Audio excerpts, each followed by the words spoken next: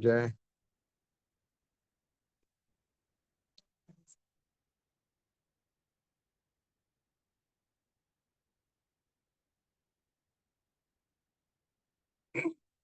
तो आशा करते हैं कि सभी लोग ठीक है और हम लोग इस वचन से सीखेंगे। जो आज हम लोगों को जो विषय मिला है वो विषय है कि स्वार्थी जीवन।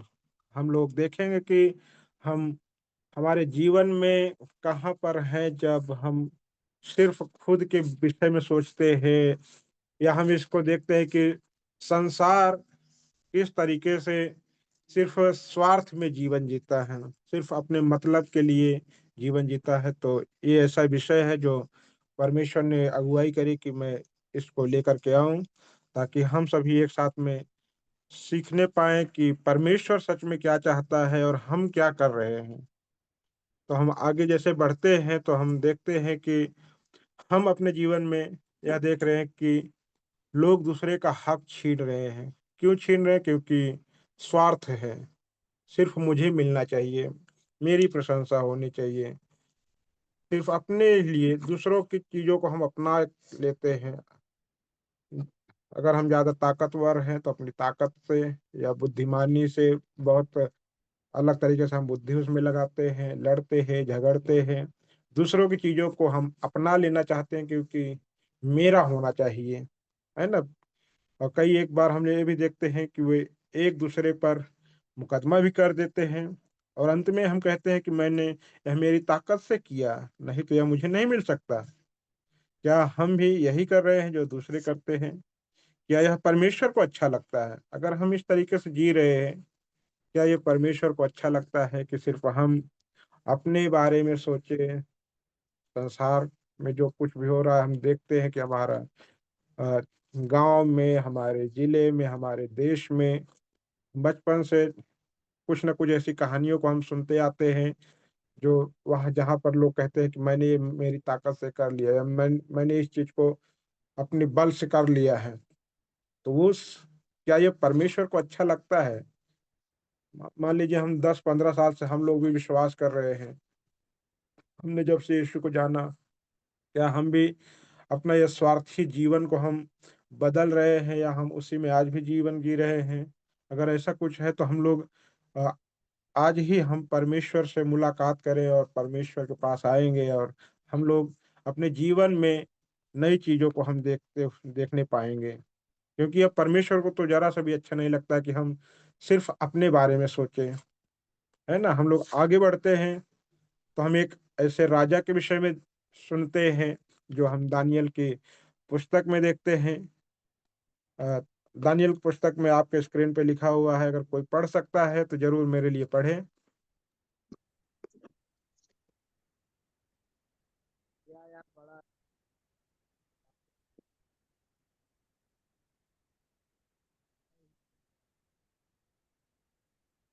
कोई पढ़ रहा है?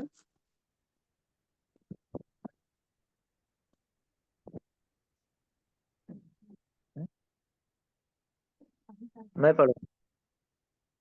हाँ, पढ़िए। क्या यह बड़ा बाबुल नहीं नहीं बल और बहुत सामर्थ स्लो आवाज आ रहा है, जो भी पढ़ रहे हैं स्लो आ रहा है।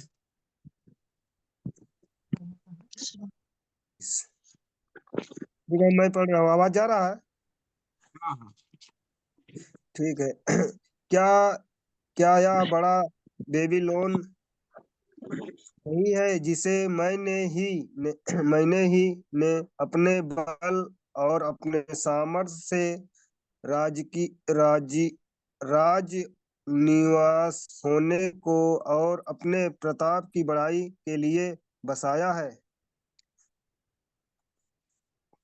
मेन हम लोग यहाँ पे क्या देखते हैं कि एक ऐसा राजा जो एक अभिमान से भर करके, उसका नाम नबूकदनेस्सर है, वो किस तरह से एक अभिमान में बोलता है, क्या यह वही बड़ा बाबुल नहीं जिसे मैंने ही अपने बल से, अपने सामर्थ्य से राजनिवास होने और अपने प्रताप।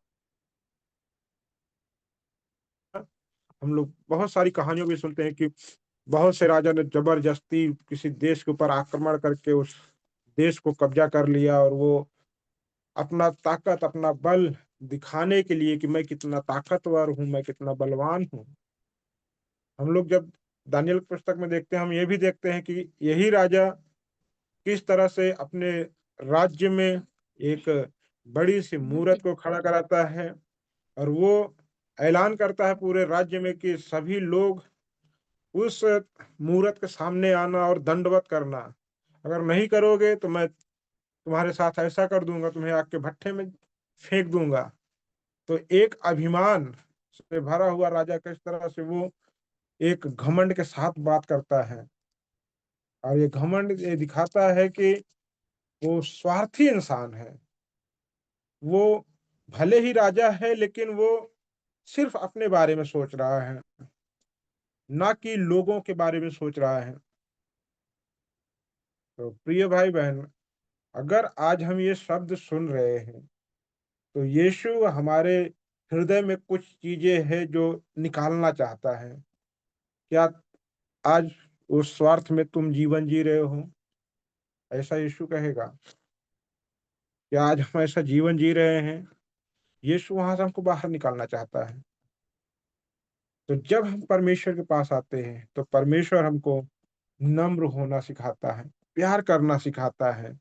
लेकिन हम कई एक बार उस पुराने जीवन की कड़ी में हम जुड़े रहते हैं।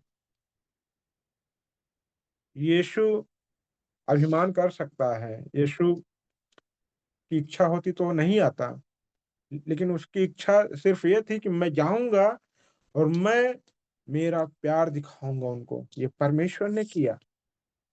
वो स्वार्थी नहीं बना, लेकिन हम प्रिय भाई-बहन हम कई बार हम लोग स्वार्थी बनते हैं।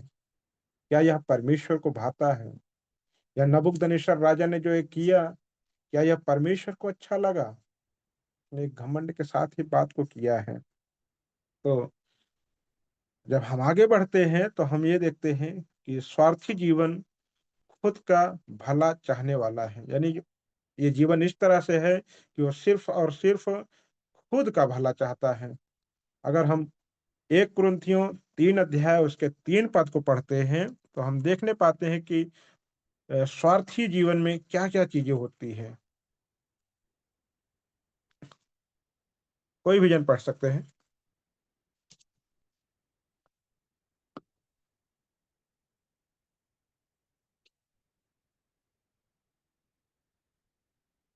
ओके, ठीक है, मैं ही पढ़ रहा हूँ। 1 कुरिन्थियों 3:3 में लिखा है, क्योंकि जब तक शारीरिक हो, इसलिए कि जब तुम में डाह और झगड़े हैं, तो क्या तुम शारीरिक नहीं और मनुष्य की रीति पर नहीं चलते? ये ये शब्द बताता है कि यह पौलुस कहता है, क्या तुम आज भी मनुष्य के रीति के अनुसार नहीं चल रहे हो? मतलब कि मनुष्य जब से इस धरती पे पैदा हुआ है, वो सब चीज़ें हथियाने की कोशिश करता है, स्वार्थ में रहने जीवन जीने की कोशिश करता है। उसमें लड़ाई होते हैं, झगड़े होते हैं और ये सारी चीज़ें चिन्ह शारीरिक है और उस पुराने जीवन को दिखाता है। तो हम खुद का भला ना चाहें, परमेश्वर हमारा भला करने वाला है। आमीन। और अगर हम याकूब की किताब को पढ़ते हैं, तो याकूब 3 अध्याय उसके 14 और 18 वचन में क्या लिखा है, हम लोग पढ़ सकते हैं। राजकुमार, यदि आप पढ़ सकते हैं तो आप पढ़ें। यदि तुम अपने मैं पढ़ रहा हूँ। यदि तुम अपने अपने मन में कड़वी ईर्ष्या और स्वार्थ रखते हो, तो डींग न मारना और न ही सत्य के विरुद्ध झूठ बोलना। यह ज्ञान वह नहीं जो ऊपर से उतरता है, वरन संसारिक है और शारीरिक और शैतानी है। इसलिए कि जहाँ ईर्ष्या और विरोध होता है, वहाँ बखेड़ा और हर प्रकार का दुष्कर्म भी होता है। पर जो ज्ञान ऊपर से आता है, वह पहले तो पवित्र होता है, फिर मिलनसार, कोमल और मृदु भाव और दया और अच्छे फलों से लदा हुआ और पक्षपात और कपट रहित होता है और मिलाप कराने वालों के लिए धार्मिकता का फल शांति के साथ बोया जाता है।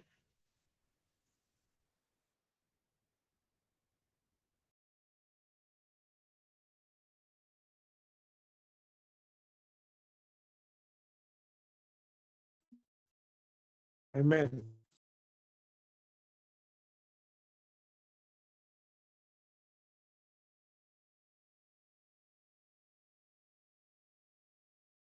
तुम ये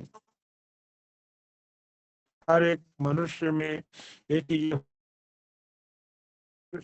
जीता कुछ और है, तो हमारा जीवन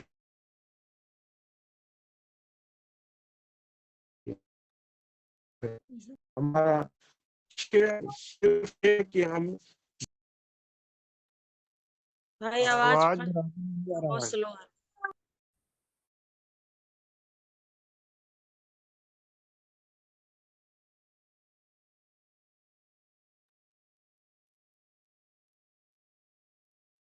आ, अब आवाज आ रही है? मैं दूसरे डिवाइस में हूँ। आ रही भाई। आ रही है ना? हाँ, ओके।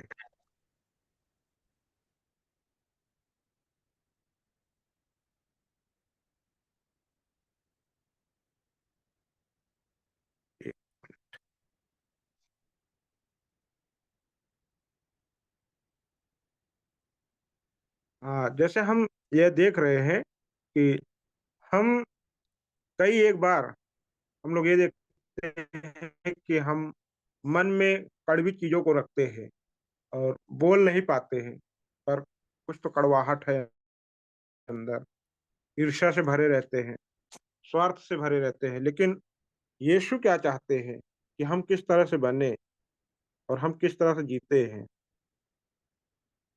तो कहता है कि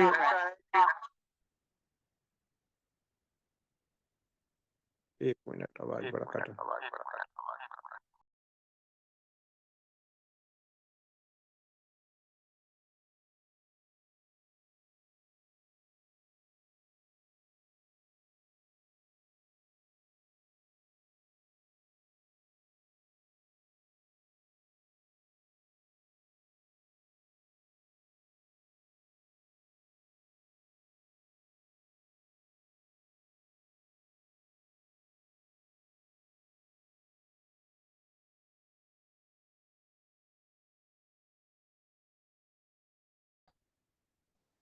आता हूँ, थोड़ा नेटवर्क प्रॉब्लम हुआ।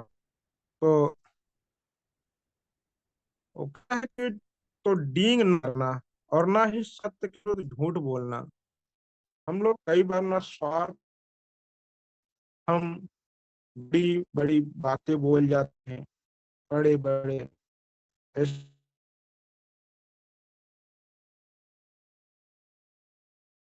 कि हम खुद का भागना चाहें।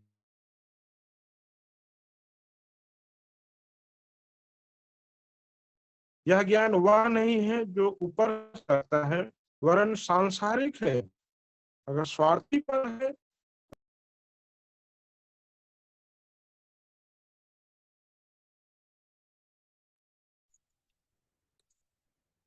तो इसमें परमेश्वर चाहता है कि हम सांसारिक बातों की ओर न ध्यान दें,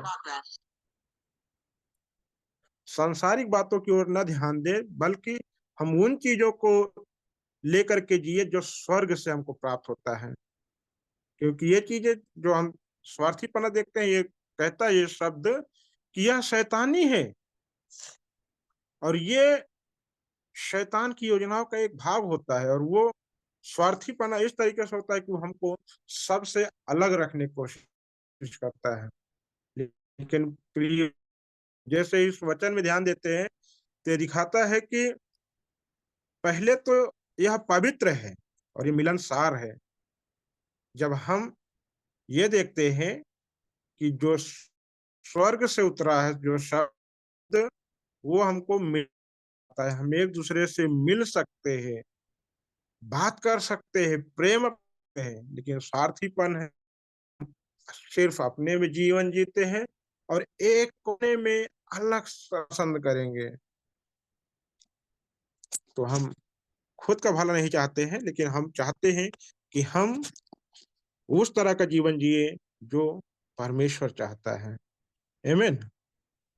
और आगे स्लाइड में हम लोग जाएं।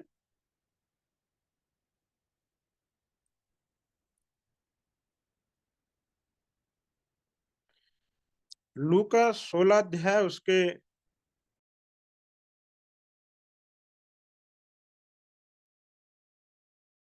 16 13 वचन से 15 वचन को हम लोग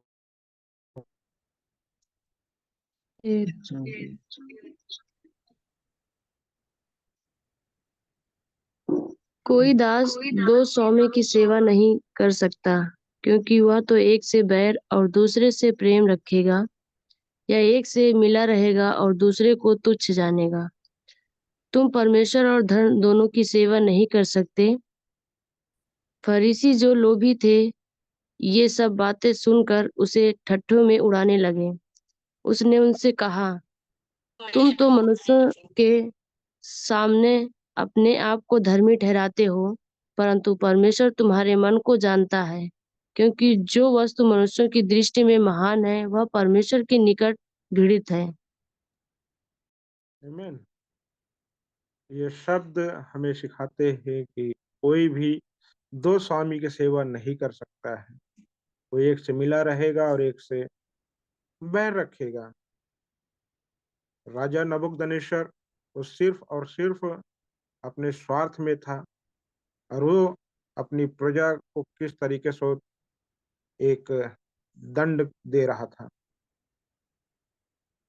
और वो उस मूरत के सामने सबको खड़ा करा रहा था कि बस जो मैं कह रहा हूँ यही होना चाहिए। स्वार्थी लोग के जीवन में क्या होता है, वो सोचते हैं, वो कहते हैं कि जो मैं कहता हूँ यही होना चाहिए। लेकिन प्रिय भाई बहन, हम अपने आप को देखें, क्या हम इस तरीके का जीवन जीते हैं? क्या हम अपनी बात को मनवाना चाहते हैं कि जैसा मैं कहता हूँ वैसा ही हो? अगर वो सही है तो वो सही है, वो मानने लायक है, लेकिन जबरन हम नहीं कर सकते हैं कि जबरन हमारी बात मानी जाए। हम संसार के चीजों के अनुसार नहीं चल सकते हैं। संसार से अलग यीशु ने हमें बनाया है कि हम संसार से अलग हो। कोई भी दो स्वामी की सेवा नहीं कर सकता है। वो एक से प्यार करेगा और एक से बैर करेगा। 15 वचन कहता है, उसने उनसे कहा, तुम तो मनुष्यों के सामने अपने आप को धर्मी ठहराते हो, परंतु परमेश्वर तुम्हारे मन को जानता है। हम कितना भी छुपा ले अपने आप को, लेकिन परमेश्वर तो हमें जानता है, परमेश्वर हमें देख रहा है। आमीन। तो हम अपने आप को मनुष्यों की दृष्टि में महान नहीं बनाना है, क्योंकि यह परमेश्वर के निकट क्या है, घृणित है। अगर हम अपने आप को इस तरीके से आज जीवन जीते हैं, हम लोग पिछली बार देखे कि हम बढ़ोतरी देखना चाहते हैं अपने जीवन में, हम बढ़ना चाहते हैं। बढ़ोतरी तब आएगी जब हम अपने स्वार्थीपन को छोड़ेंगे, सिर्फ अपना भला चाहेंगे, हम कभी नहीं बढ़ सकते हैं। हम रुक जाएंगे, ठहर जाएंगे। हमने वो भी देखा था कि कैसा एक बांस का बीज एक आम का पेड़ कैसे एक ही समय पे लगा, लेकिन एक में बहुत जल्दी फल आया और एक में फल नहीं आया। समय लगता है। हम चाहते हैं कि सब चीजें आज हो, अभी हो, लेकिन परमेश्वर हमारे लिए अलग से द्वार खोलता है, और वो चाहता है कि जो तुम संसार में देख रहे हो वो ना देखो, वो देखो जो मैं तुम्हें दिखाना चाहता हूँ। कई बार हम संसार की ओर अपने हाथों को फैलाते हैं। हम संसार से चाहते हैं कि हमें मिल जाए, लेकिन क्या यीशु हमारे लिए इसीलिए मरा? क्या यीशु हमारे लिए इसीलिए बलिदान हुआ कि हम यीशु की ओर ना देख करके हम संसार की ओर देखें? ऐसा नहीं है। लूका 12 अध्याय कहता है, ऐसा ही वह मनुष्य भी है जो अपने लिए धन बटोरता है, परंतु परमेश्वर की दृष्टि में धनी नहीं है। हम कितना भी धन बटोर लें, जैसे एक राजा के विषय में बात है, एक सिकंदर राजा था। उसने पूरे संसार पर विजय पाई और अंत में जब उसका मृत्यु हुआ तो वो हाथ फैलाए हुए चला गया, उसके हाथ में कुछ नहीं रहा। तो मनुष्य कितना भी कुछ बटोर ले, कितना भी कुछ हासिल कर ले, कितना भी वो अपना स्वार्थीपना हो, लेकिन अंत में वो उसको खाली हाथ ही जाना है। तो हम घमंड में जीवन नहीं जी सकते। हम स्वार्थ में सिर्फ हम अपने लिए जीवन नहीं जी सकते हैं। परमेश्वर चाहता है कि हम दूसरों के लिए जिए, हम दूसरों का भला चाहें, हम दूसरों का भला करें। आमीन। और अगले स्लाइड में हम आए। आमीन। जिस तरह से हम देख रहे हैं हमारे स्क्रीन पर है कि परमेश्वर की इच्छा है कि हम निस्वार्थ जीवन जिए। आमीन। और अपना जीवन दूसरों के लिए जिए। जैसा कि हम 1 यूहन्ना 3:16 में देखते हैं, लिखा है कि हमने प्रेम इसी से जाना कि उसने हमारे लिए अपने प्राण दिए और हमें भी भाइयों के लिए प्राण देना चाहिए। यीशु का जीवन ये दिखाता है कि उसमें स्वार्थ नहीं है। सबसे पहली चीज, यीशु का जीवन बिना स्वार्थ का था, वो प्रेम से भरा था।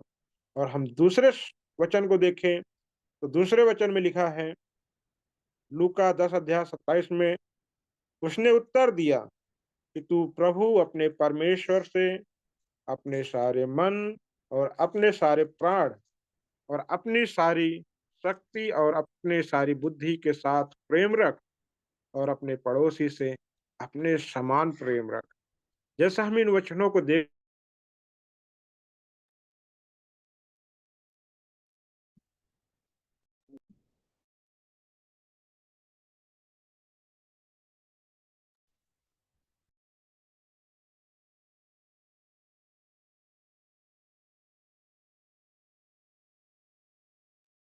आवाज नहीं आ रही भाई।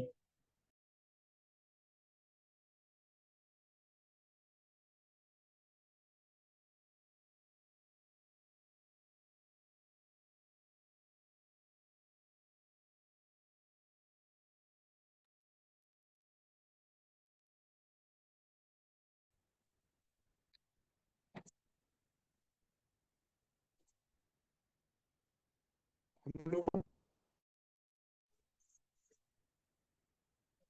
हाँ भाई बोले आप। के कहें कि प्रभु मुझे अपने जैसे बना, और हम आज भी संसार के रीति पे अगर जी रहे हैं तो ये परमेश्वर को नहीं भाता है। उसने कहा कि अगर किसी के पास 2 कपड़े हैं, लेकिन हम इस तरीके के जीवन में जी रहे हैं जो सांसारिक है, वो ये देखता है किसके पास है और ले लें, और हम ले लें, हमारे पास और हो जाए, हम और हो जाने के लिए जी रहे हैं। ये सही नहीं है। परमेश्वर चाहते कि हम निस्वार्थ बिना लाभ के हम यीशु की सेवा करें। और 1 कुरिन्थियों 10:33 में लिखा है, जैसा मैं भी सब बातों में सबको प्रसन्न रखता हूँ और अपना नहीं परंतु बहुतों का लाभ ढूंढता हूँ कि वे उद्धार पाएं। ये पौलुस दिल की बात कहता है अपना, कि मैं अपना नहीं परंतु मैं बहुतों का लाभ ढूंढता हूँ कि वे उद्धार पाएं। और फिर गलातियों 2:20 में लिखा है, मैं मसीह के साथ क्रूस पर चढ़ाया गया हूँ, अब मैं जीवित ना रहा पर मसीह मुझ में जीवित है, और मैं शरीर में अब जो जीवित हूँ, परमेश्वर के पुत्र पर है जिसने मुझसे प्रेम किया और मेरे लिए अपने आप को दे दिया। आमीन। यीशु के जैसा निस्वार्थ अब कोई नहीं है, और यीशु चाहते हैं कि हम भी वही निस्वार्थ जीवन आज जिए। अपना लाभ बिल्कुल न ढूंढें। अपना लाभ ढूंढना ये संसार का काम है, लेकिन परमेश्वर का ढूंढे। यीशु आया, दूसरों के लिए जिया, मेरे लिए जिया, मेरे पापों को अपने ऊपर ले लिया, के लिए उस क्रूस पे चढ़ गया कि हम उसके द्वारा बचाए जाए। ये उसका प्रेम था हमारे लिए, था नहीं है, वो आज हमसे प्रेम करता है। आज से 2000 साल पहले उसने बिना स्वार्थ के उस क्रूस को अपना लिया। उस गतसमनी के बाग में जब उसका माथे का पसीना लहू बन के टपक रहा था, उस समय पर भी वो निस्वार्थ है। यीशु के परमेश्वर के उस कार्य को यीशु ने अपना लिया और उसने एक दृढ़ निश्चय किया कि मैं इस संसार के लिए जाऊंगा और के लिए अपना प्राण त्यागूंगा और मैं उसके लिए जीऊंगा भी। जो बचाए गए हैं सिर्फ इस बात के लिए बचाए गए हैं कि यीशु ने अपना कदम बढ़ाया, निस्वार्थ जीवन जिया और बिना शर्त का वो हमसे प्रेम किया है कि हम उसके पास आए और उसके जैसा बने। आमीन। हम एक कहानी को देखेंगे, एक उदाहरण है जो हम अपने जीवन में लागू कर सकते हैं। आगे हम लोग स्लाइड बढ़ाएं।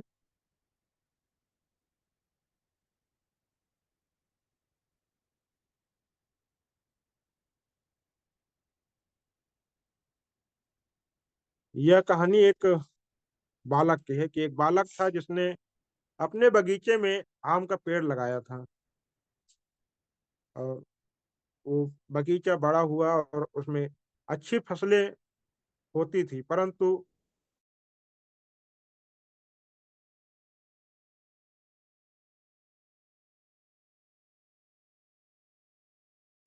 परिणाम ये हुई तो उसे घाटा लगने लगा, उसका नुकसान होने लगा। लेकिन वो व्यक्ति एक दिन अपने बगीचे में गया और घुटने पर बैठकर प्रार्थना किया और उसकी प्रार्थना किस तरह से उसको हम देखें और ध्यान दें इसमें कि वो किस तरह से प्रार्थना किया। वो कहता है, प्रभु मैं हर साल भारी नुकसान उठा रहा हूँ, कम से कम इस साल नुकसान न होने दे। प्रिय प्रभु कृपया मेरे बगीचे को आशीषित करें। जैसे उसने यह शब्द कहा, प्रभु की आवाज आई जो उससे पूछ रहा था, किसका बगीचा? वह फिर से कहने वाला था, मेरा बगीचा, परंतु उसे एहसास हुआ कि वह प्रभु का है और उसने कहा, प्रभु आपका बगीचा। और उस साल में उसे आम की अच्छी फसल मिली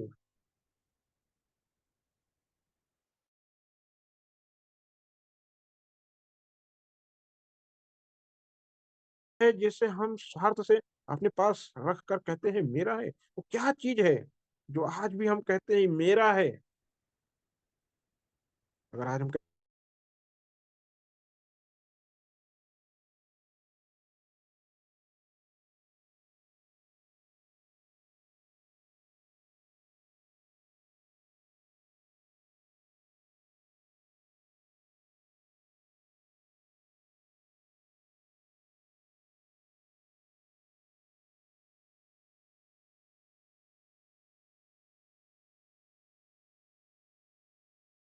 वो तुम्हारा है, मैंने बढ़ाया है ना।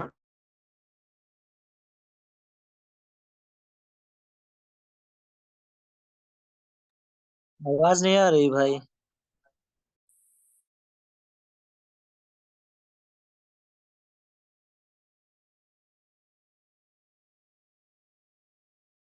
खान जो कहता है, मेरा मेरा, लेकिन परमेश्वर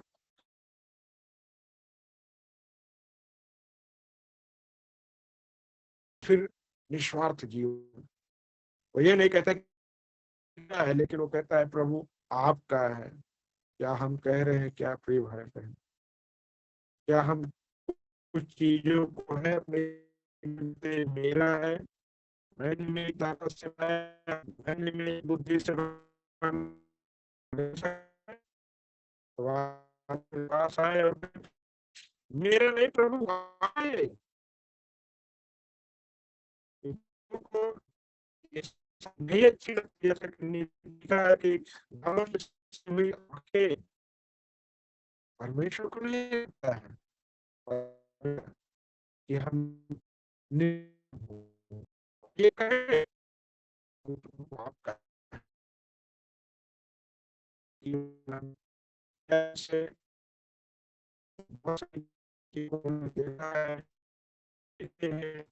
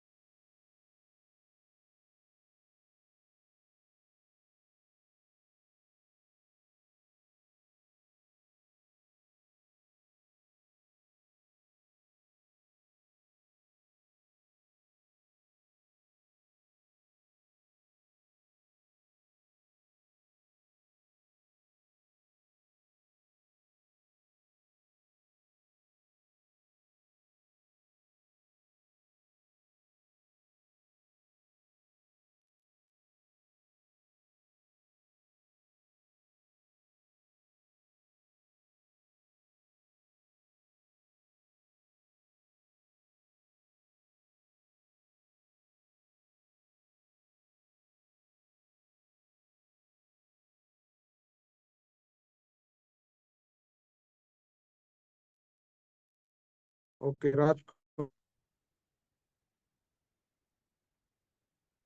राजकुमार प्रार्थना करें। हाँ, ओके, ठीक है। हाँ प्रभु, हम धन्यवाद देते हैं परमेश्वर पिता। प्रभु आपकी महिमा और